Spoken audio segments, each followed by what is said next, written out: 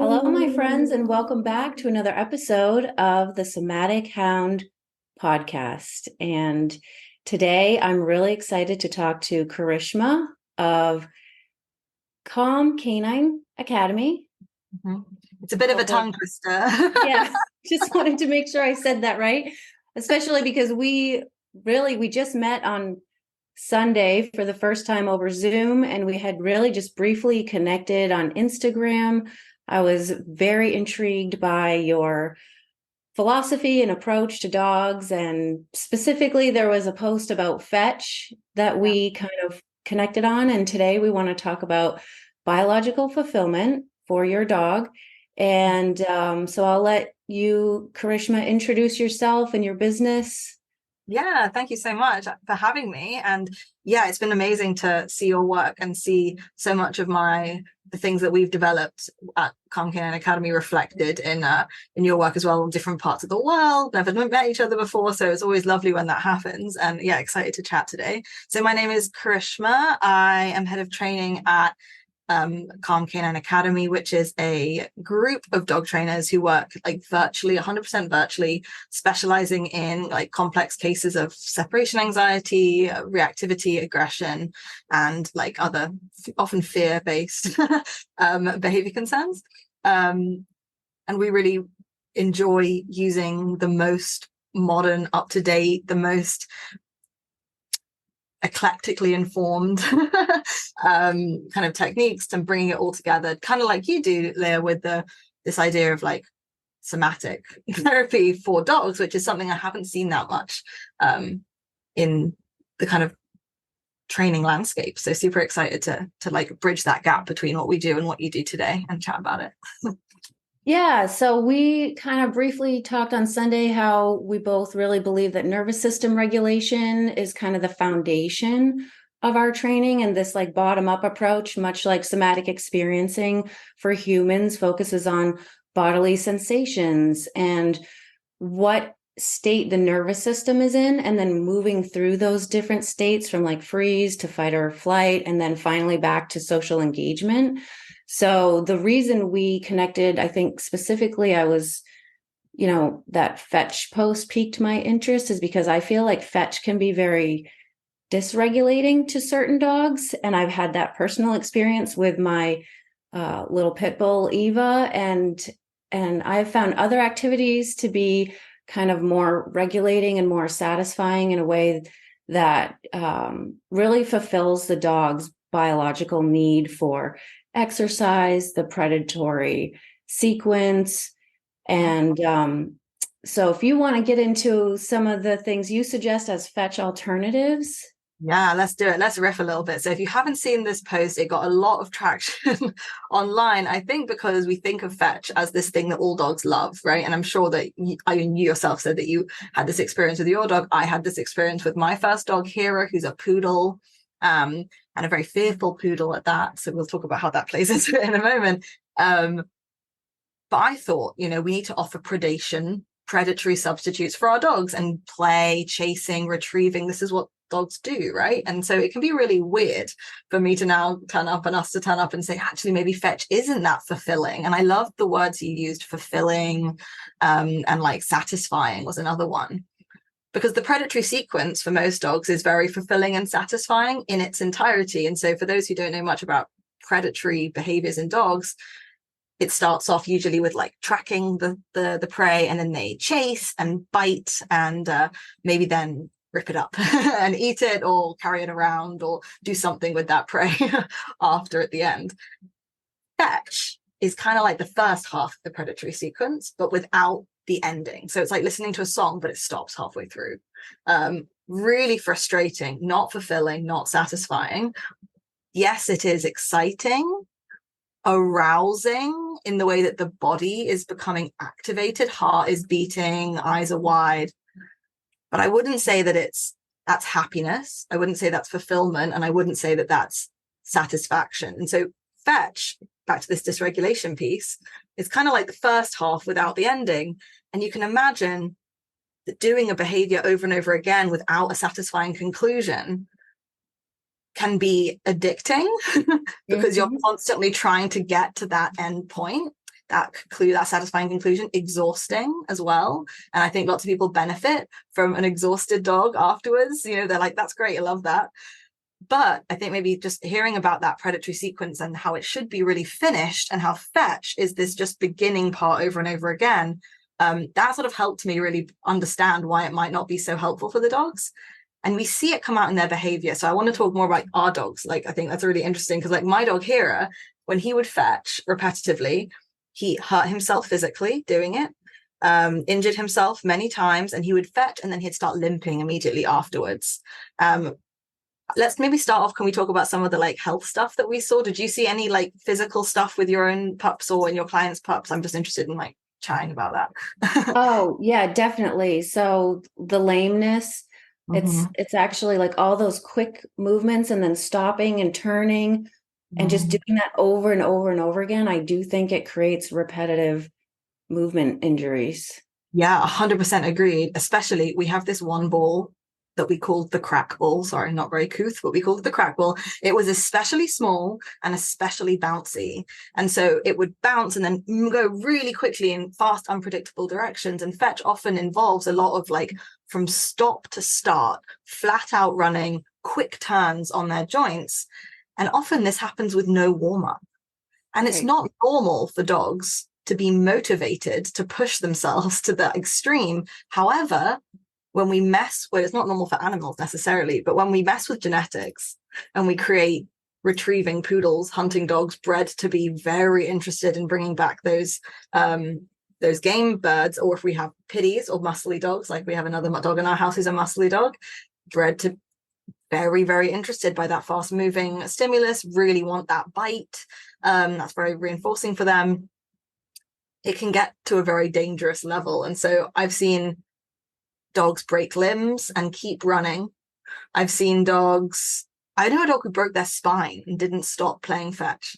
And whenever I posted about this on Instagram, because the post went really big and lots of people saw it, probably got about 15 to 20 messages, people being like, I don't really want to talk about this, but I had a dog who died of water intoxication after playing fetch for an hour in the sun, or I have a dog who died of heat stroke because they weren't able to regulate themselves enough to stop, and they etc., or just very big injuries.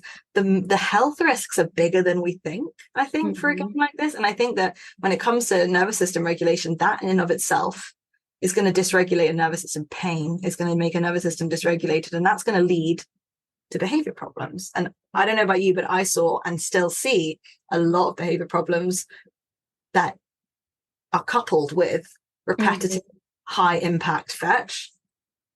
Some of them reactivity, hyperactivity, difficulty settling, repetitive kind of connection seeking behaviors, so trying to play again and again. And my poodle, once I counted, asked me to play over 100 times in a 12-hour cycle. That's exhausting. Like, what an exhausting life he must have been living at that time, just trying so hard. So we often see a correlation between how a dog can turn up on a day-to-day basis and regulate themselves around triggers and the kind of activities that we're putting in. So do you maybe recommend, you said like some alternatives to fetch, we talked about that before. And so just for anyone who doesn't know, one of the first things that we often do, and Leah, it sounds like you as well, is we'll go in and look at the activity schedules. And if we're seeing lots of repetitive fetch, we might just say, okay, let's just start with changing that. We're not even going to get you doing training around dogs yet. You're not even going to be out with your clicker and your cookies. We're going to just change the schedule. And fetch is one of the first things that I'll start to twiddle with. Would you agree? Oh, definitely. And it's really hard because I think as much as the dog is addicted to that stimulation and they look excited to see the ball, the owner is almost like addicted also to this feeling that, like many people like myself included, I thought I was fulfilling the dog by playing. So then it's almost like heartbreaking because the owner's like, what do you mean? Like, I thought this was good for the dog. And then they sometimes feel guilt, or shame, or like sometimes it brings up really deep feelings because I'm saying this thing that you thought was good might actually be harming your dog. Mhm. But once we move through that, it's often so quickly that the dog changes. Like even within 2 weeks, they'll say, oh, the leash reactivity is reduced drastically. 100% agree with that. It's one of the areas that you can just see really amazing quick results, because some people are playing so much that it's making such a big impact. And I just want to like so resonate with that guilt and that feeling, because my dog now has hip issues and arthritis, and he's 6 years old. And I know that what I did in his early years contributed to that. I also know that there are many other things that contributed to that. So of course I have the mom guilt, and we all have the mom guilt. But I really think about like my journey in healing my nervous system and healing here in my poodle's nervous system. They kind of come hand in hand, because at that time I also lived in New York City, in Manhattan. I was working in person. I was very chronically stressed, just like him. And it's hard to blame yourself for things that you did before you knew, right? So all you can do is look back on I look back on the past versions of us, and I go like, oh, it's so hard that you didn't have this information that I have now. And then I like thank my present self. Thank you for finding this information. Now I have it, and we can move forwards. And like you said, the reinforcement loop changes very quickly from fetch being the reinforcing thing to this actually the thing that we replace fetch with. And maybe we can talk more about that, because the biological fulfillment piece, if you think you're having fun with fetch, just you wait. Just you wait until we give you these new games. You're going to lose it, because it's going to be 10 times better. And that really helps me, is going like, it's not that you weren't meeting their needs. It's not that you were like really screwing up. That's not what happened. You were doing a great job, and we can just make it even better. That's kind of the attitude that I take with this. So, okay, so let's talk about fetch alternatives to start off with. And then, or maybe, yeah, let's do that. And then I like to also offer like fetch alterations, or like you can still play fetch, but maybe some alterations. So we talked a lot about like, okay, if they're not chasing and retrieving, maybe they can be tugging or something like that. So I love tuggy play as like your primary form of play, as over something like tossing a toy over and over again. So tugging or wrestling, so like getting on the floor and with your dog, are my kind of really favorite ways. That can be physically draining and challenging for sure, more so than a fetch game, but often less of that is more fulfilling for the dog. So you could do 10 minutes of tug, and the dog will be as like probably more fulfilled than they would have done if they'd had 30 minutes of fetch or something like that. So that's often helped me feel better about it. I'm like, okay, quality over quantity. A little bit of really good play like that will likely be really beneficial. And I know that you talk a lot about tugging, and you have muscly dogs. So do you agree with like the tuggy stuff? Oh, yeah, I totally cut out fetch with my pit bull, and we went just to tug work.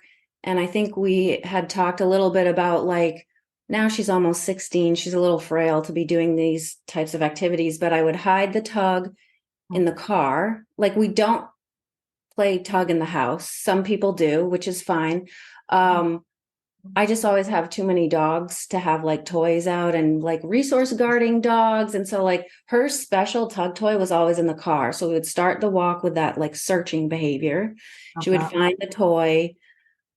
The reward for finding the toy is the tug play, like actually playing a tug game, and then always letting her win, letting her carry the toy on the walk. So then it becomes like her carrying her prey, and they kind of like, I don't like to say they feel proud, but well, for muscly dogs, the kind of patrol with the thing they won, it's like a celebration, I think, for them. Yes. How they celebrate, they go like that. We do the same thing with Ash. We all clap when he does it.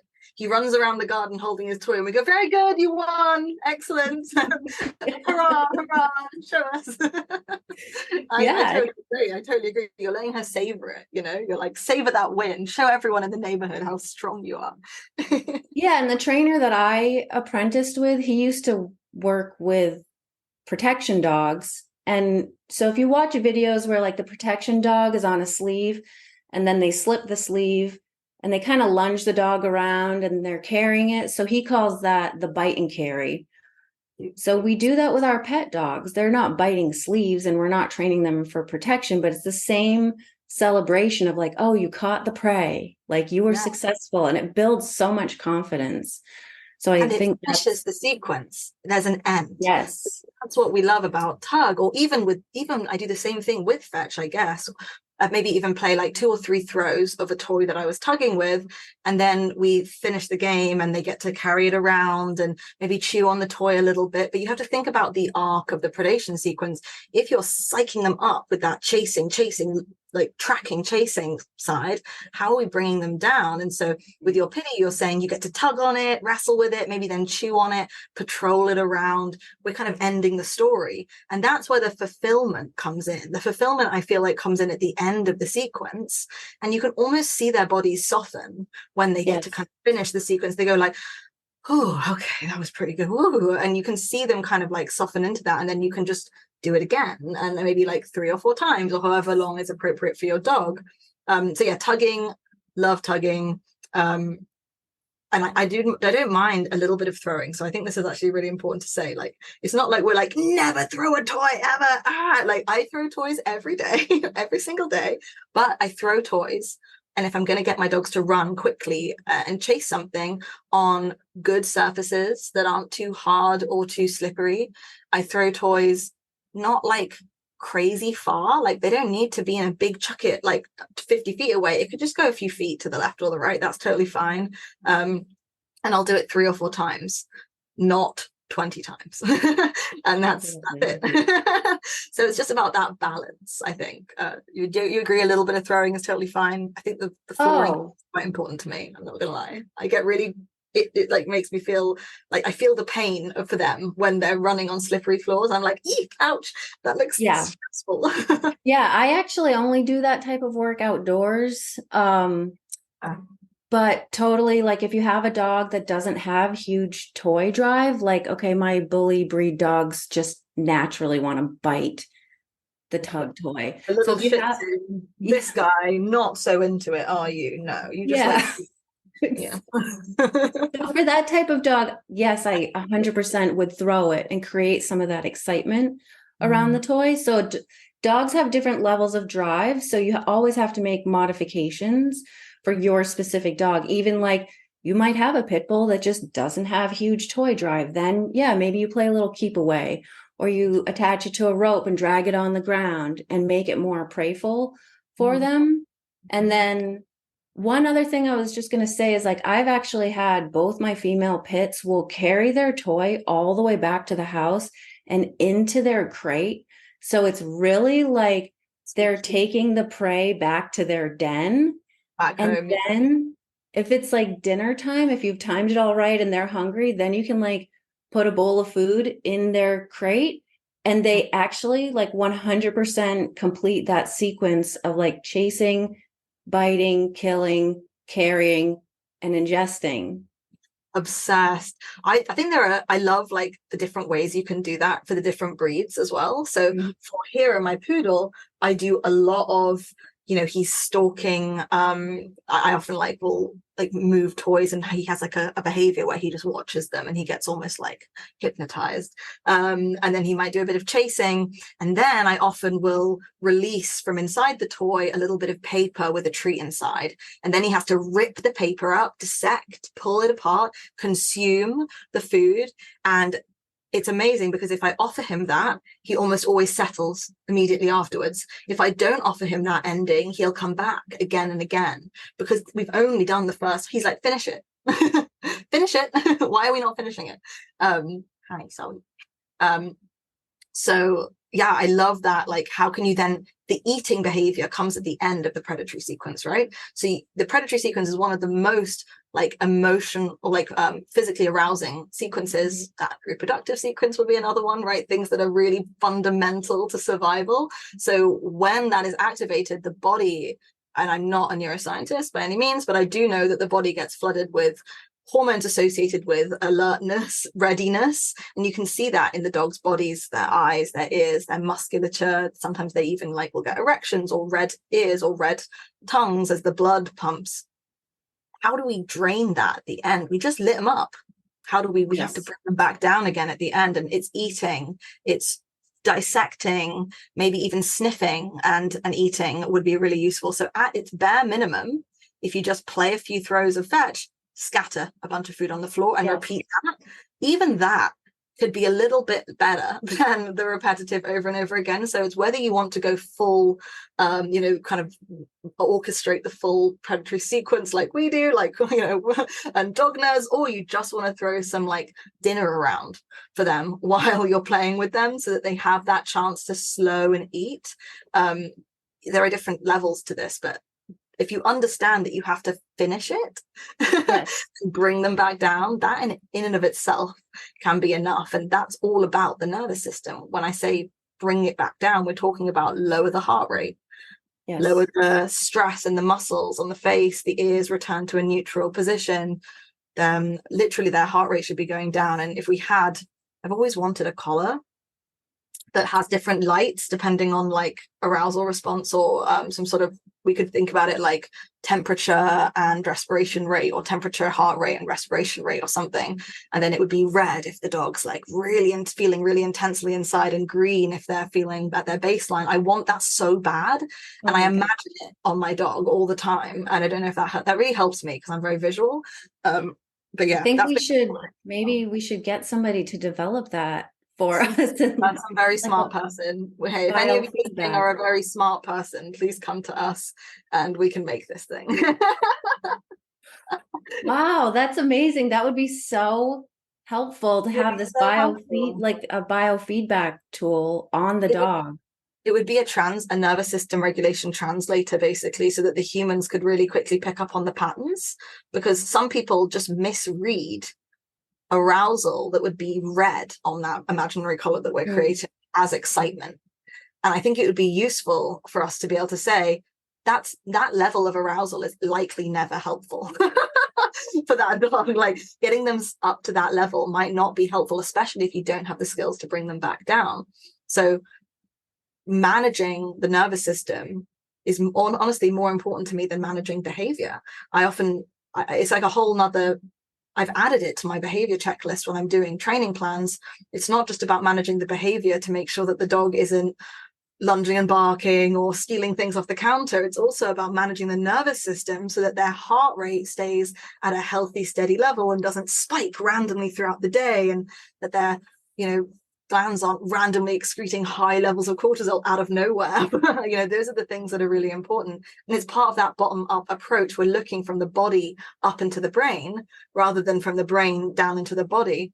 And I don't know about you, but I did like top down, so brain-based therapy or cognitive-based therapies for myself for mental health for many, many years. And it actually made me worse because my issue was not to do with how I was conceiving of information or processing things. It was about my ability to control my body. And as an autistic person and as someone with ADHD, that's also going to be, and disability, physical disability, that's going to be harder for me, right? So this bottom-up approach, which is now, that's why I loved seeing this language that you were using on your website. I was like, oh yeah, this is what we say all the time, but we just haven't used the exact language that we use when talking about humans, which is this kind of language about nervous system regulation, bottom up, somatics, etc. So useful. I love it. It's such I had the same experience with like the talk therapy actually making me more anxious. Or like I just tried to like do a lot of self-work by like sitting and meditating, and that made things much worse. And then I found I've been to a few different therapists. Most of them have been trained in somatic experiencing. At least two of them did actual body work, like table work. Amazing. And so like biodynamic craniosacral or just hands-on healing work.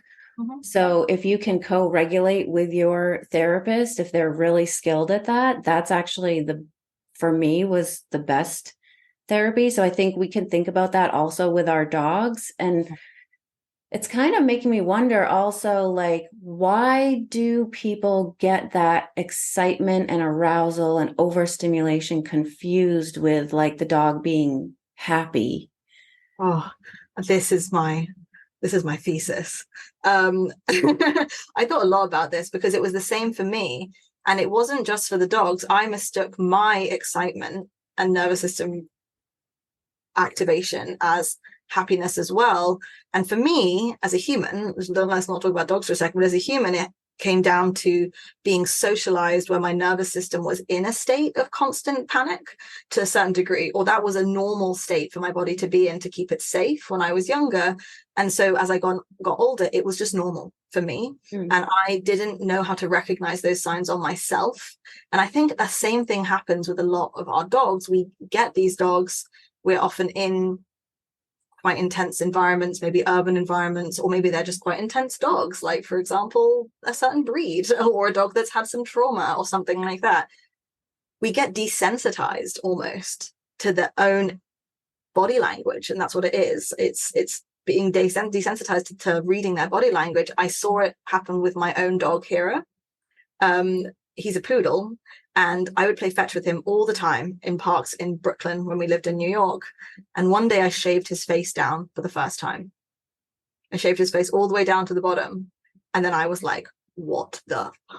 Sorry, I don't know if I'm meant to swear on this, but okay. I was like, oh my God, because I'd become so used to seeing his face with the hair on, that when it was gone, it was like seeing a new dog, and I could see how stressed he was, and I thought he was having fun. So it was almost like I got to like see him with a slightly different perspective for a moment, and then I realized I'd become desensitized to how he looked. I thought that was just how he looked. I was like, oh, he was just like that. But then I think about it, and I think back to my childhood, and if I had like a meltdown as a kid, my parents would often go, oh, Karishma's just like that. That's what Karishma's like. But Karishma's not like that, actually. I have to say, as an adult who's been regulating my nervous system for a long time, I don't have meltdowns. It was the fact that my nervous system wasn't being taken care of back then that led to that. And then that can just become how we perceive that animal. I don't know if you agree with or have seen that arc yourself, but it's a common one that I see a lot, whether it's due to people becoming just desensitized or just never knowing how to read dog body language in the first place. That's also a thing. Those are definitely some of the trends that I see though. I mean, I think for myself, like, and I think back the same way you did, like your dog was kind of mirroring your own state. And so like, it's always a system, like, what is going on with the owner? Well, I was also in need of getting sober at that time, that I was like thinking, oh, this is fun for my dog, and seeing the quote unquote excitement and just thinking like, that's just who she is. She's a high strung pit bull. Like that's the breed and that's her. And she honestly transformed into a totally different dog. As I went through my own transformation, and it kind of happened in parallel.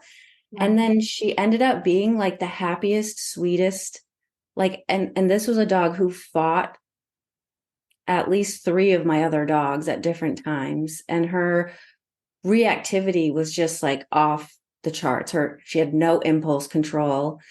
And I mean, I did get her when she was 3, and she came with a lot of that baggage, but like I had no idea how to help her with that. And I just thought, well, I'll just get her tired by playing fetch, and look, she loves it. But she was doing that obsessive thing where like, then when we would have the ball in the house, she would like constantly push it under the couch and then ask me to get the ball. And then I was going mental. Here did the exact same thing. And then we were like dysregulating instead of yes, oh my gosh, that's exactly it. And I felt so bad saying no to him, and I would be constantly like, why are you like this? It's so annoying. And then just have to tell myself, this is just what it's like, and trying to force myself to extend empathy, because I was enough in my healing journey that I knew that I shouldn't be mad at him. It's not his fault, but that's incredibly challenging, and from now I know not how it should feel. And I love that you say about this transformation that your pup had, because Hera has had a very similar transformation. When he was younger, he was just the fastest, most like flammable little dog. Like he'd go from 0 to 100. He would be triggered by everything, constantly barking, the poodle bark, that very high pitched bark, constantly moving. He was skinny, and I couldn't put muscle on him or any fat on him because he was so overactive, hyper muscled even in certain areas, because he was just repeating these behaviors. He looked kind of wild, like a gym bro who'd been kind of like pumped up or something. And now, I mean, he's gotten softer, to be perfectly honest. He probably could get in better shape, but he's happier, he's calm, his face has relaxed.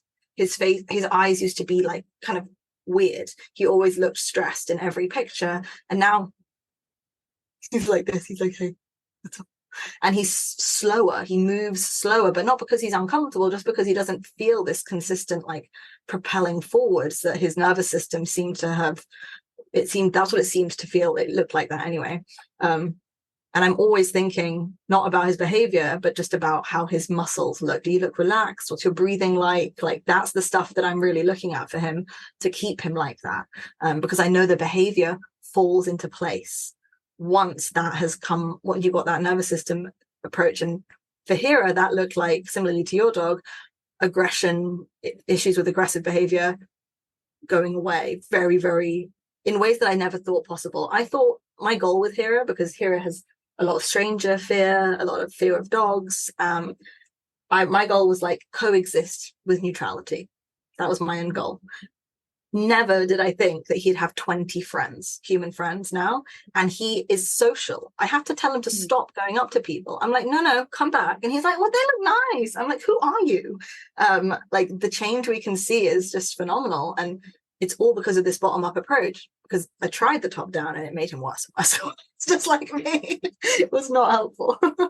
Yeah, it's super interesting. So another thing, like what we're talking about with impulse control and the reactivity, I always tell people like the quality of the movement is really important. So if you think about fetch being really fast and jerky movements, like that's also like emotionally what's going on with the dog.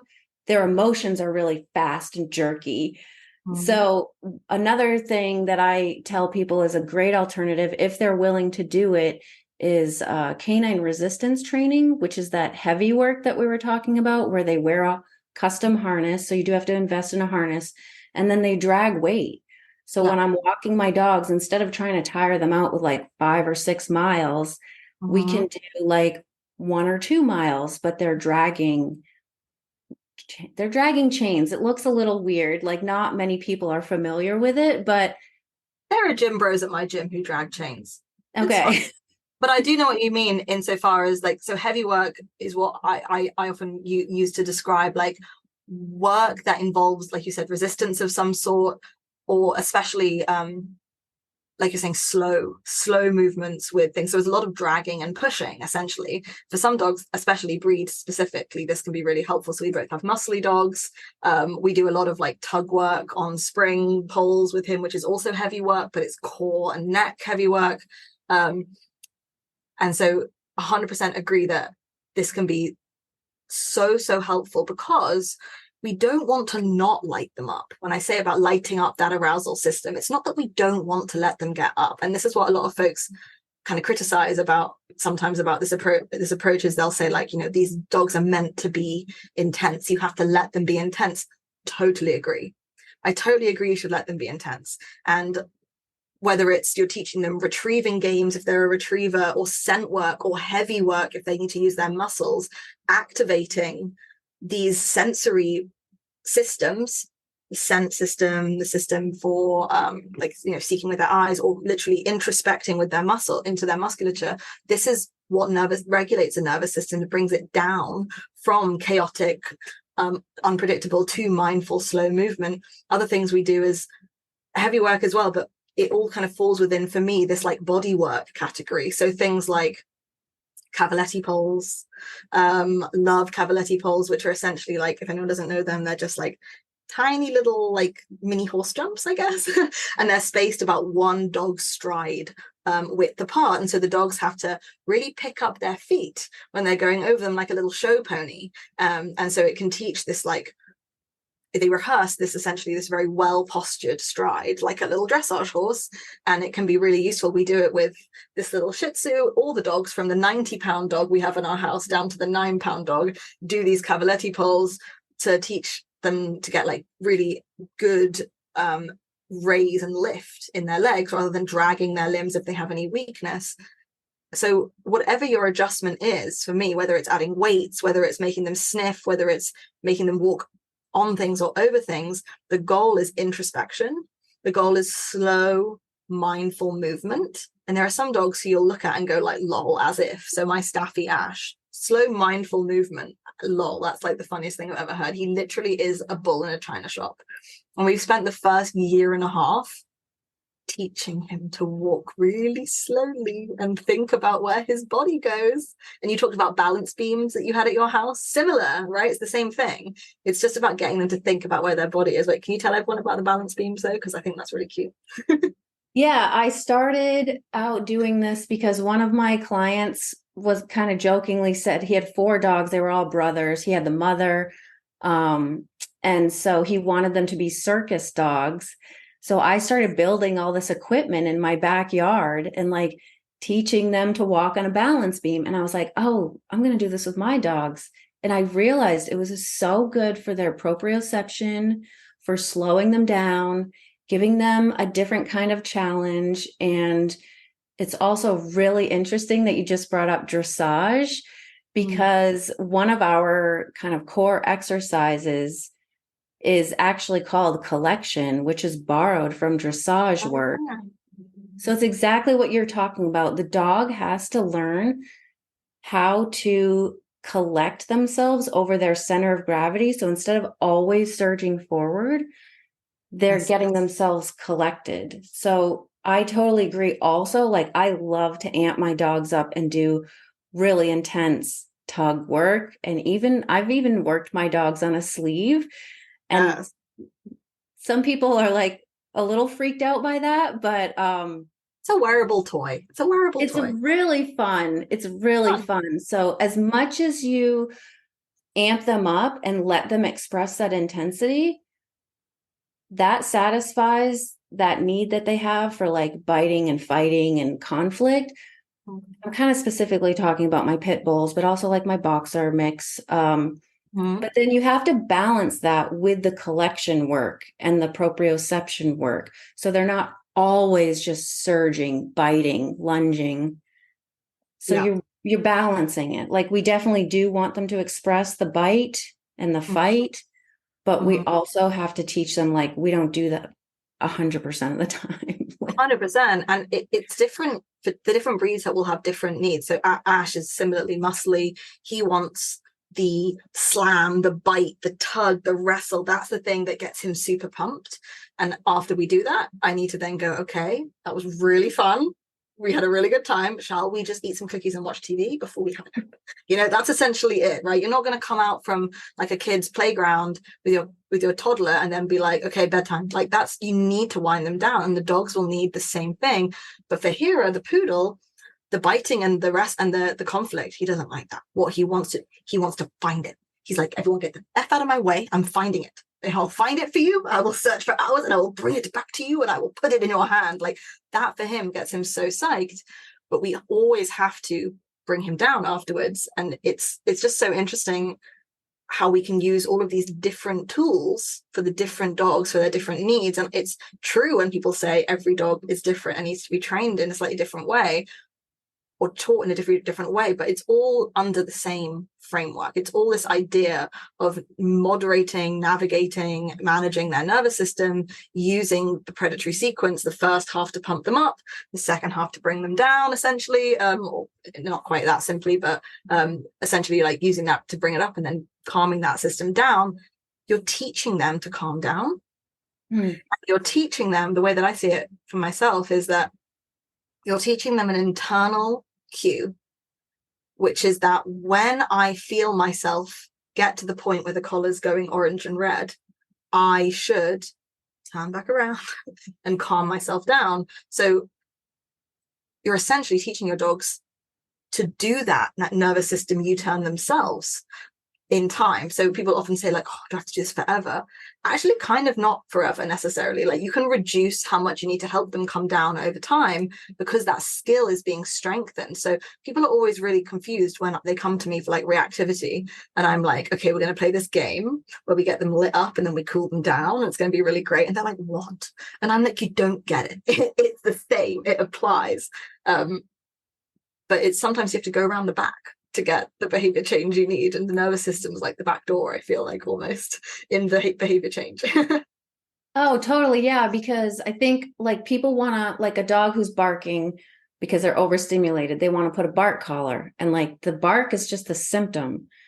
And so like if we do this total overhaul of like the house protocol and giving downtime in a crate, or maybe not a crate, it doesn't have to be, but if we provide enough downtime, and like you said, we teach that arc, so the dog understands that like they can choose to self-regulate. And I'm not saying they're intellectualizing this, but they kind of learn it as a physical memory. Like after I get aroused, I come back down.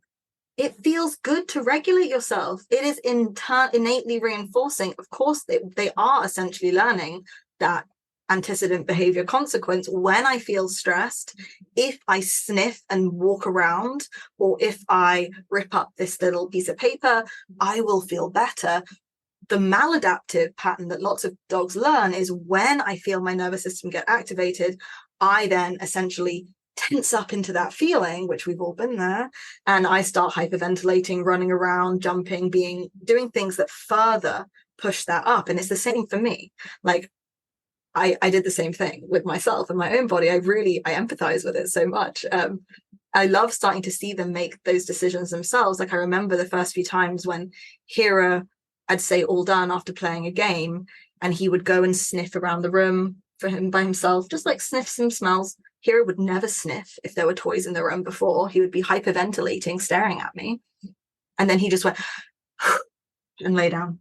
And I was like, God, he did it. He did it. I can't believe it. And I didn't necessarily, I'd always thought I'd had to tell him to do it. I'd always be telling him, lay down. Like I tried to use obedience to achieve that, when what I actually needed was for him to learn how to regulate himself, and for me to just step back and let him do it, rather than me try to like control everything that he did. And I think that's another part of these changes that can be stressful, is because you're not in, it feels like you're in a little bit less control, but you're building trust by relinquishing that control to the animal. It's so cool. I love it. It makes me so happy. Yeah, I think that's really important. Like we do want to help guide them in the beginning, but I feel like, you know, people overemphasize obedience, and sometimes the dog is just obeying out of feeling pressure, and that pressure is just continuing to stress them. So like I do like to show the dog like, yes, you can go to your place and lay down, and like we do it really with food, but also massage is really important. So like if you massage them on their place, then the association is like, oh my gosh, I feel so much oxytocin when I lay on my bed. Like it just creates a nice association. And so like it's not about obedience, it's about teaching the dog to self-regulate because it feels good. And then they choose it themselves, and then you're not constantly micromanaging. So much of that, and it's actually made me think even more about this topic of co-regulation that you were talking about. So you're managing your dog's nervous systems, you're managing your nervous system. What I tend to find, I don't know if this is the same for you, but often as like animals who live together, we tend to kind of create patterns and cycles that work, and we co-regulate together. So for example, if I generally get quite overstimulated throughout the day. I have to take, like, I call them my crate naps, where I come into my room and I close my curtains and I put my fans on and I just sit for an hour doing whatever it is I do, like my enrichment activities, playing a game, reading, whatever. I do that twice a day, and my dogs come up with me and we do things much like this. We cuddle, I pet them, they pet me, we lay together, maybe they eat or chew something, and it's like them regulating becomes a cue for me to regulate, me regulating becomes a cue to them for them to regulate. And it's got to the point now where sometimes one of us will take a deep breath and you'll hear all the other animals go, because we practice it so much together. And it's so cool to see it becomes like a self-fulfilling kind of like a snowball effect, where you all start to regulate each other and help each other. And I love that. Like similarly, when we're on a walk with my hero, who used to be quite reactive, so sometimes I'll get stressed or something when we see a trigger, or he'll get stressed or something, and like that, and then we'll both do our move away together. I'll toss the cookies for you and take my deep breaths, and then we'll pet each other. Well, I'll have a pet, I'll crouch down, we'll have a little massage, and then we'll keep it going on our walk. And we both dealt with that together. Like we both went through the process together of like completing that stress cycle and then moved on with our lives. And it's very cool to see guardians come from being like, I'm so stressed when I'm walking my dog, to them being like, I know how to finish this cycle, move through it and move on. And often I'm sending guardians to therapists. I'm sending guardians to somatic therapists. And I'm like, I've said many times I should get one on staff at CCA, because sometimes they need that before we can even start with the dogs, because they're so dysregulated, so anxious about these dogs that start with them. Honestly, do you do that with your out of like trainer curiosity, what are the ethics of that? Because like I've always wanted to send people breathing exercises, but then always been like, probably shouldn't give people human therapy recommendations when I have no qualifications. What do you usually do? I'm just curious now, dog trainer to dog trainer. I have struggled with that. I have gotten to the point in my relationship with a few clients where like I feel comfortable saying like, look, we've done so much work with the dog. I think this issue might actually be yours. It's a very tricky thing to like when somebody, and I do in person, I also do virtual, but I do in person. So if someone hires me as a dog trainer and then I walk into their house, I can't just be like, actually, you're the one who needs therapy. But really, that's true. Like $150, thank you, bye. So it's really like, and I have run like a little online workshop just with like some clients, again, that I have that kind of pre-established rapport and relationship with, where it's like, and I did go to a yoga teacher training that doesn't make me a therapist, but I have some tools where it's like, yeah, let's do a breathing exercise, you know, but you can't perform therapy for people if you're just. It's a challenging one though, because honestly, I sometimes they feel like it's such a gray area when I'm standing there with the chronically stressed type A guardian and I'm explaining nervous system regulation to them for dogs, and then explaining to them that you're going to have to do this with yourself as well if we're going to do it for your dog. It basically is therapy, and I feel so weird about it because often I get clients coming back to me being like, I didn't realize how much work I had to do, and I'm the same as you. Like I'm very funny about, I want to make sure that I'm doing a really, really good job. And often I'll mostly just try to point out patterns for folks. So like, what I can help people do is like identify their triggers. So like might identify that what one guardian in particular is really struggling and feeling very dysregulated when the dog is barking, for example. And that's something that they're really struggling with. It's a challenging one to like, to balance, but sometimes I'll recommend the same earplugs that I use and be like, hey, maybe this will be helpful for you, or like just kind of gently push people in like the direction of like tools they could use to regulate themselves in the moment. My favorite one is just singing while you're walking your dog. Little things like that, like to help you regulate your nervous system. You can even just start there if you're unsure about all of this, like literally just start there. And I love the massage as well, because I think that's one of the most co-regulating activities that you can learn. So what type of massage do you do, out of curiosity? Sorry, I'm just like grilling you now about your techniques. Oh yeah, well I am in the middle of an online canine massage program. I'm on like lesson 4. There's 12 lessons, so I'm like partway through. So a lot of the techniques are actually the same as human massage, and that is one thing that I teach people in the training sessions, is like how to properly pet your dog, which is not petting, but massaging. And people are really confused because I'll critique the way that they're touching the dog. And they're like, this isn't training. And I was like, yes, it is. I'm like, can you pissing them off like throughout the day in little ways and agitating them throughout the day in little ways? It's going to make a big difference. And that dysregulated cycle between the two of you is going to continue, and we really have to start there, honestly, because if you can't touch your dog to calm them down, what the hell are you going to do when they're all stressed out and you're out on the street? And these are basic things that you need. I totally agree. That's one of the best tools. I always ask people, I say, is your touch stimulating to the dog or is it relaxing?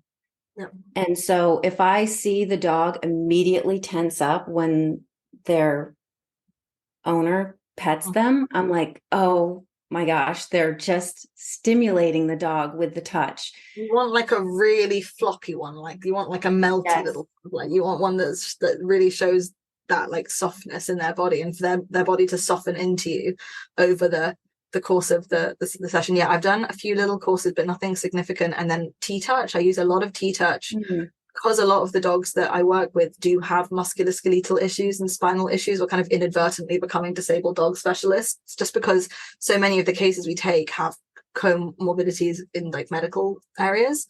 So sometimes massage even is too much, like we can't actually apply any pressure, and we're just moving the hair, moving the skin, really gentle touch, and offering clients a few like different techniques they can use that are very, very like low contact. I've even done like touch work without, they do it a lot on horses. I've done touch work with like spoons on dogs that are very like phobic of human hands, but don't dislike being touched. They're just scared of the hands. And they do it with horses quite a lot, where they'll use like a target essentially, or cats. They do it with cats as well, because cats can often be, it's really interesting. I've been experimenting with this for a minute, and it's really helped me, especially with allowing dogs to observe things.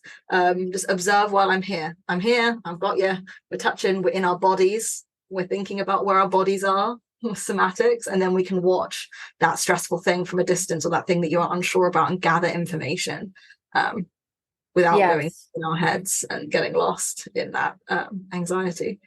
Yeah, I have a couple other things that I'm interested in. One is Mary DeBono's work with horses and dogs. She's actually a Feldenkrais practitioner. And so the way that she touches the dog is very light. It's super light. It kind of reminds me of, I did a workshop in stillness touch, which kind of helps the human. It wasn't even for dogs. It was for humans to use on other humans, but it helps you cultivate the correct, I don't want to say correct, but like it helps you cultivate your own embodiment and your own presence. So that's really important. And then I have one other thing that my dogs really enjoy, and it's the tuning forks from Biofield Tuning. Oh, I love that idea. I love hearing how you're like looking into these different areas, because it's actually, I've never thought much about that, but I've used things like scent oils and stuff like that as like somatic therapies, I guess, with dogs, to help them, encourage them to sniff. And I imagine the tuning forks will be some sort of focusing on a noise that, whatever, is it like, give me a little overview just really quickly? It's actually, I could show it on the video, but then the audio people won't see it anyway, but so I'll just describe it. It's actually the one that I use with the dogs is a pretty heavy fork, and you actually put it on the body, but you use it very lightly. So they feel the vibration. So it's the vibration. Oh, I love that. Yeah. That's really interesting, because I have one of those percussive massage devices. And one of my dogs always comes and sits next to me, just touching me. But they don't want it on them. They just want to feel the on them. So that little things like that. Heated blankets, that's something I use a lot with my dogs. Sunbathing, literally, like things that get them in their body. Like they do it for me too. Like, I'm the same. But I just love this like toolkit, I guess, of like different somatic tools that you can develop with your dog depending on what they need. I love the tuning forks idea. I have to think more about that. I'll send you the link to Biofield Tuning. It's really interesting. And then I like what you said about, there's like this upward spiral when you start co-regulating, and then you get better, then the dog gets better. And like, just as an example, like I was pretty nervous getting on the Zoom, as I always am, because I'm like, one, I'm a little nervy anyway about like putting my face and my stuff out on the internet. But also because I was like, oh, are the dogs going to be quiet? Because I have 4 dogs in the house, and 3 of them are mine. One's a daycare dog, but I've worked really hard to make, I call it, let's make daycare boring again. Because so boring. Everyone's like, what kind of activities do you do? And I'm like, we don't do too much. Napping, hanging out, cuddling. All 4 of the dogs are asleep right now, and it's like the middle of the day. That's what we want to see. I love that. Probably the best day of the week for these dogs. You get a proper rest, get to hang out with their friends, be chill. And I have a huge yard. If they want to zoom around the yard, they can. And if it's a dog who needs work, like we do work together and we do some light training for enrichment and stuff like that. But I don't have 20 dogs here where they're all amping each other up all the time. You know what I mean? So I think that's really important. And do you want to wrap up by just giving a few other examples of the fetch alternatives? Because I think we'll need a couple more ideas. I agree. Yeah, I think we've got a few others in there. So I actually loved what you were saying about, we talked a little bit about the object that your dog might be associated with fetch games. So is it a ball? Is it a stuffy? Whatever it is. And I love what you said about, hey, if it's a ball, put that ball on a rope. Make it more likely for the dog to try other behaviors than just the fetching. And after having that conversation, I actually removed a bunch of loose balls that I had around my house because my dog kept going to them every single time to play. And I was like, no, get a tug, get something that's going to be better for us. So I like the idea that you had of just, what can we do to change the objects that we have in the environment or the objects that we're using with them to make it more likely for them to be play the way we want them to. So I loved putting it on a rope. I love using frisbees instead of balls that do the bouncy thing, and thinking about like getting really nice tuggy toys for your dogs. Honestly, that can be the first step, I think, to removing away from fetch, is setting yourself up for success and going, okay, I'm going to get a sheepskin tuggy with a bungee, and it's going to be really good. And then Pup's going to get so excited by it that we're both going to be really excited to play with it together, and it will help move us away from this habit that we've got into together. So setting up your environment for me was a big part, because you're breaking a habit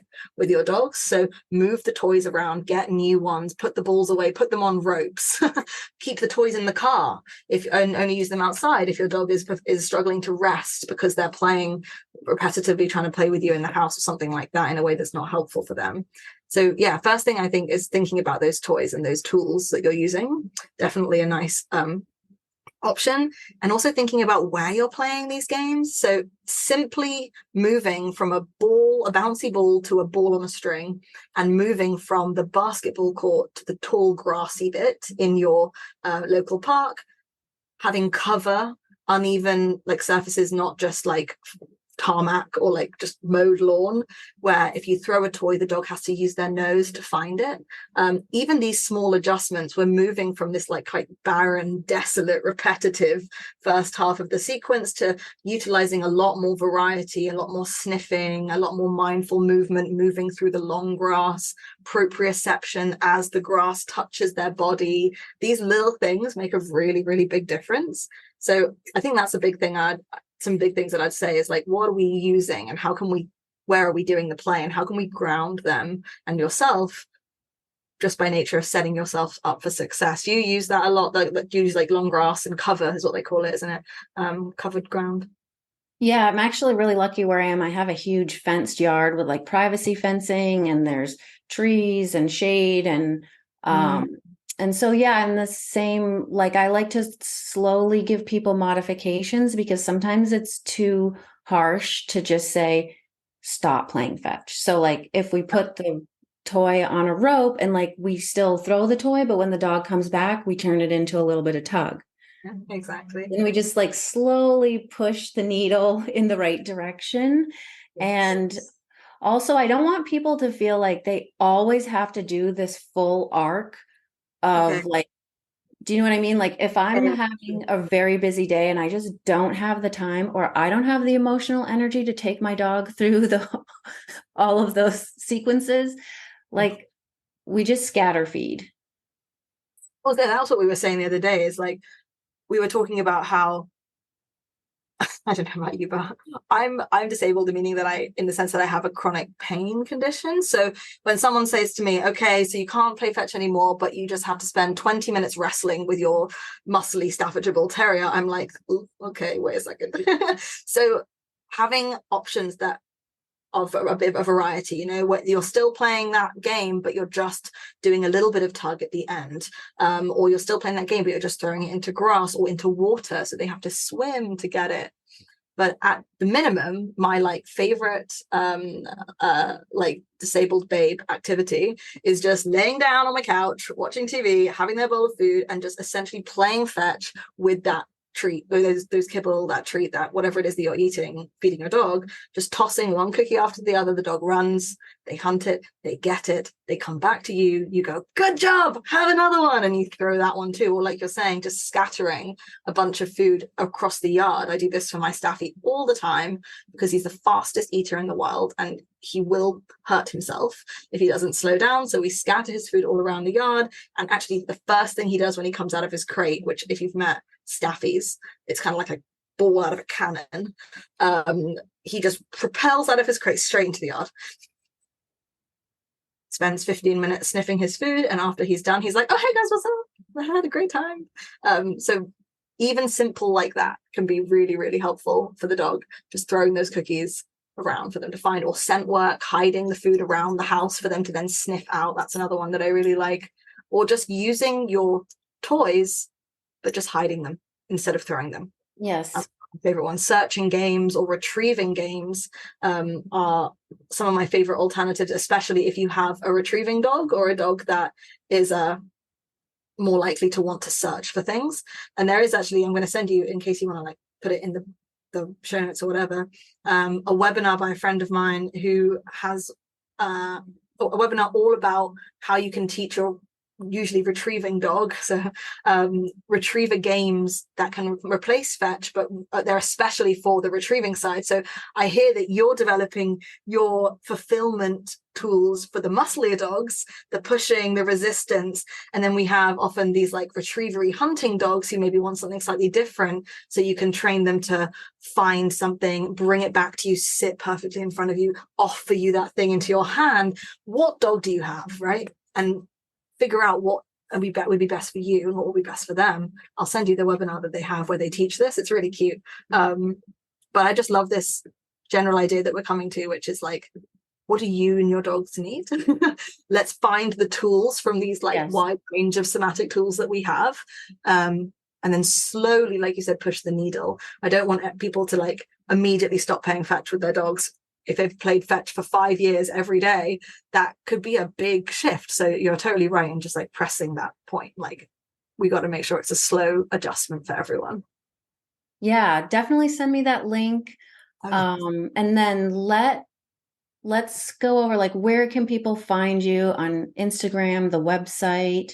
Yes, of course. So we actually spend the majority of our time on Instagram, in terms of like just communicating, chatting with people. We have lots of free content available there. So just Calm Canine Academy in Instagram and you'll find us there. And then the second place where you might be interested is our webinar library. So if you were to go to calmcanineacademy.com, you would find a free training section, and we have a ever-growing webinar library, which I think has like 15 to 20 longer form webinars, completely free, about topics that we specialize in, like reactivity, separation anxiety, especially working with city dogs, so that you can learn how we work. So yeah, we're all about giving out free content. We want this stuff to be accessible. We want it all to be free for all, and good stuff, not the nonsense that we see online these days. So yeah, check it out and hopefully we'll see you around there. Okay, awesome. Yeah, so I'll post all those links, and whatever you want to send me for resources, I'll put in the show notes, and this will be on YouTube. We'll put it in the description of the video, and then yeah, people can find you, and of course they can take advantage of all the free stuff, but I would also encourage them, if this piqued their interest, to like book a consultation or however you do your process. Yeah, this was just awesome. I'm so glad that we connected. Yeah, me too. I'm going to definitely be picking your brains for more of these fun tools that you're experimenting with. And I think it's awesome to like find someone who's doing very similar work, using very similar language. It's very cool. And there are not that many of us out there who are doing this. So I'm quite lovely to meet you. Excited to chat more in the future. Yes, I know, you can tell we're nearly done for anyone. Yeah, and I would be open to doing another podcast if we come up with a different topic that we want to talk about, just because we do I think vibe so well on this, I would love a muscly dog chat. I think I feel like we're wanting that. We're like, we kind of both want to chat about our muscly dogs, and I'm like, don't forget the retrievers, but also the muscly dogs. Yeah, that's awesome. That would be a fun topic for us to chat about, like outlets for muscly dogs, especially because it sounds like you also like to experiment with that. And I also experiment with things that people look at and go, ugh, like spring poles, and I have a stuffy that screams when he tugs. It looks intense, but it's interesting, this conversation around like, okay, so we used to think these things were bad and we used to think these things were good. How do we reimagine that and actually look at what the dog wants and what the dog needs, and not about like our social constructions around those different activities? So that could be fun. Okay, cool. Thank you so much. And you have a wonderful evening. Yes, I will. And take care. Thank you so much for having me on, my love. Okay, thank you.